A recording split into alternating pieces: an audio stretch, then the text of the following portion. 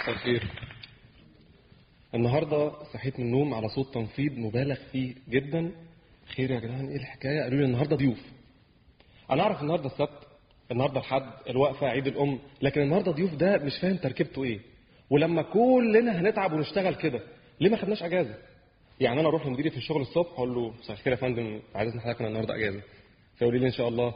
ساعات طيب بقى النهارده ضيوف نص يوم. لا لا لا يا فندم، ده من البلد، اجازه 3 ايام. ربنا معاك يا ابني. النهارده ضيوف ده لما بصحى فيه في الصبح، اغسل وشك. حاضر، ما انا بغسل وشي. اغسل سنانك، النهارده ضيوف. حاضر، ما انا بغسل سناني. النهارده ضيوف او مش ضيوف. رتب اوضتك، نظم الجزامه، لمع سريرك، روق دولابك. ما انا فهمت كل ده من رتب اوضتك اللي في الاول. النهارده ضيوف يوم عبقري لسبب. زمان وانا صغير كنت بنزل تحت ماليش دعوه باي حاجه خالص، بس العب قدام البيت عشان لو عاوزوا حاجه. بس كان بيبقى فيه طلب غريب شويه، ان بيبقى فيه اصرار رهيب اني لازم اليف ظهري. هم الضيوف مالهم من حاجه زي كده؟ يعني انا لو جيت لك البيت اقول لك ليفت ظهرك والله امشي، ما ينفعش. لما كبرت شويه بقى اكتشفت ان اللي بيحصل فوق صعب جدا. في طرزانات في البيت، في جنود صاعقه ماسكين عصيان ولابسين خوذ، وفي ناس بتشعلق وتشعلق في نجف وتمسح في حاجات، ودقق فيهم كده الاقيهم اسرتي. الله، طب انا مالي ومال الكلام ده؟ وفي حاجه مهمه جدا جدا جدا، لازم نفتح صابونه جديده بريحه. طب ما الصابونه كبيره وحلوه وبريحه، لكن لا، الضيوف يقولوا علينا ايه؟ هيقولوا ايه يعني؟ يلا اللي صابونتكم كبيره وبريحه وحلوه وزي الفل. حاجه غريبه قوي. سيب ده كله وتعالى بقى على الضيوف اللي احنا جبنا لهم الصابونه الكبيره اللي بريحه. لو كانوا سمك بيمسكوا الصابونه على طول قبل ما يغسلوا ايديهم، فتلاقي الصابونه اتحولت كانها في حجر معسل كان بيغسل ايده هنا. التعارف بيبدا قبل وصول الضيوف بحوالي 3-4 ساعات من خلال ادب ادب ادب، واستاذن قبل ما تتكلم. ومحدش بيقول لنا هو مين اللي جاي اصلا. يعني مين اللي جاي؟ بتحب تبدا انت تفكر بقى ان في شمبانزي جاي، انت صغير مش عارف حاجه. ايه اللي انا هفضل قاعد مؤدب قوي كده؟ او ان الضيف ده جاي معاه كرباج فاقعد محترم. التعارف بقى الحقيقي بيبدا من لحظه دخول الضيوف. عمه قبل ما بيسال على اي حاجه بيسال على طفايه.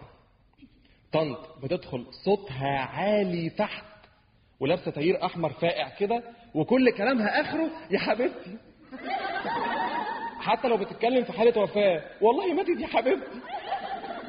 معاهم طفل صغير كده، اول ما بيدخل من باب الشقه كأن فهد وهرب من القفص، جري بالجزمه على الملايات ويفتح الحنفيات ويطلع بالجزمه في كل حته وبيعمل بيبي في الحوض.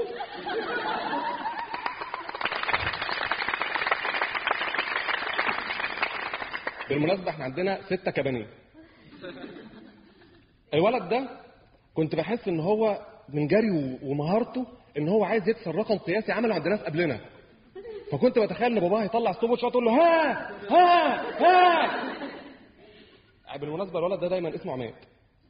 ليه اخته صغيره كده بقى بتدخل كرهانه قوي، يا ساتر، ودايما تحت بطن مامتها كده، ومامتها كل ما تاخد بق من العصير تقول لها ايه يا دعاء دي طنط.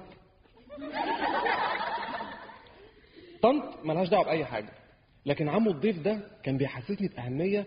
وكان من كتر كلام طنط انها لما كانت عند طنط فلانه مش عارف ايه اللي حصل، طنط علانه ايه اللي حصل، طنط ترتانه ايه اللي حصل، لدرجه خلتني احس ان هم اصلا بيشتغلوا ضيوف.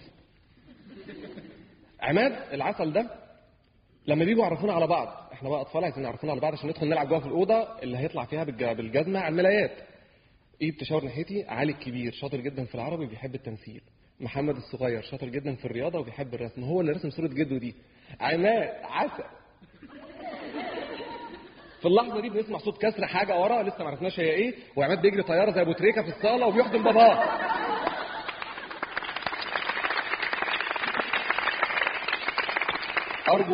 ارجو ان انتم ما تفهموش موقف عمه غلط، لان عمه كان بيزعق له جدا لما يكسر الطفايه، عشان عمه بيقرف لما يطفي في الشاي.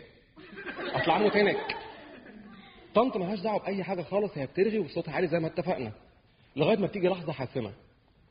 لو عماد ما قطعش سلك التليفون الارضي يعمله كرباج، لازم يرد على التليفون ودايما يقول ايه؟ مين معايا؟ هو انت عارفنا اصلا يا غتت عشان تعرف مين اللي بيتصل؟ من كتر كلامهم عن زياراتهم وعن اللي بيعملوا فينا بجد حسيت ان الناس دي اصلا بتشتغل ضيوف، وان عمو ده المدير بتاعهم، وان عماد بيتمرن بجد عشان يطلع زي باباه ضيف تقيل. في نفس الوقت وهم ماشيين كنت ببص لهم وانا متاكد الناس دي رايحين عند حد تاني.